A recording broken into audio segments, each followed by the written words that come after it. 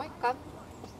Nyt tulee blogin ensimmäinen videopostaus ja mä ajattelen videolla nyt näyttää, että kuinka helposti nämä meidän rattaat menee kasaan.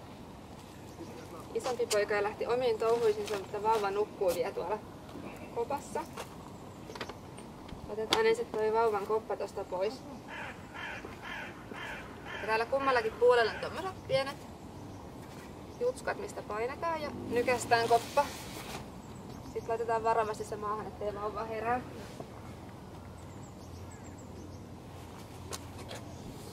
Siellä jatketaan unia.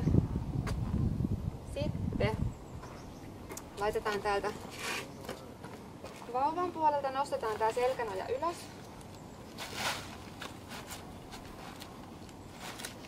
Noin, se oli siinä. Sitten näissä kummassakin istuimessa on tämmöiset kahvat.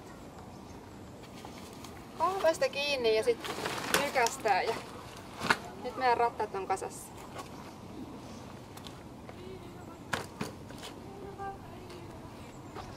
Elikkä aika helppoa.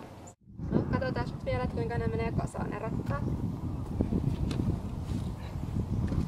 Elikkä täällä toisella puolella on tämmönen pieni klipsi, mikä pitää ne rattaat kasassa, niin siitä vedetään auki. Ja sitten nostetaan tästä kahvasta. Nyt on rattaat kasassa. Sitten lasketaan tuosta vauvan puolelta toi selkänoja alas, niin saadaan toi vaunukoppa siihen.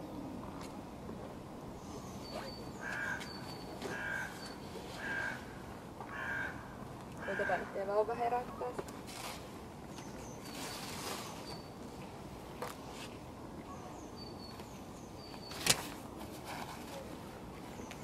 Katsotaan, että naksahti varmasti kummaltakin puolelta. Siellä on semmoset vihreät merkit näkyvissä, niin nyt se on kunnolla kiinni. Ne on nyt kasassa. Nyt voidaan vaikka nostaa kuomo ja haetaan isoveli paikalle. Se oli siinä.